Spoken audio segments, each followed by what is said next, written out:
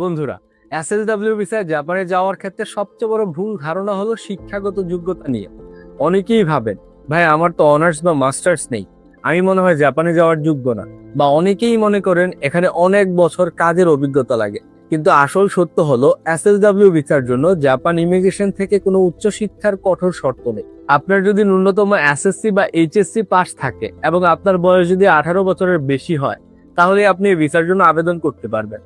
জাপানি কোম্পানিগুলো আপনার সার্টিফিকেটের চেয়ে আপনি কাজটা পারেন কিনা সেটা বেশি গুরুত্ব দেয়।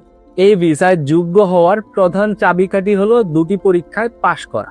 এক, জাপানি ভাষার পরীক্ষা জেএলপিটি N4 বা জেএফটি বেসিক, এবং দুই, আপনি যে সেক্টরে কাজ করবেন তার স্কিল টেস্ট।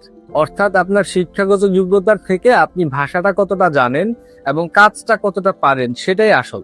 তাই আপনার যদি ডিগ্রি না থাকে হতাশ হবেন না, বরং এখন থেকেই ভাষার পেছনে সময় দিন। তবে যোগ্যতা থাকলেই তো হবে না, সঠিক কাজের সেক্টর বেছে নেওয়াটা খুবই জরুরি। বাংলাদেশ থেকে কোন সেক্টরে ভিসা পাওয়া সহজ এবং বেতন ভালো সেটা নিয়ে বিস্তারিত বলবো আমার তৃতীয় ভিডিওতে। আমার সাথেই থাকুন আর সিরিজটি ফলো করতে থাকুন। ধন্যবাদ।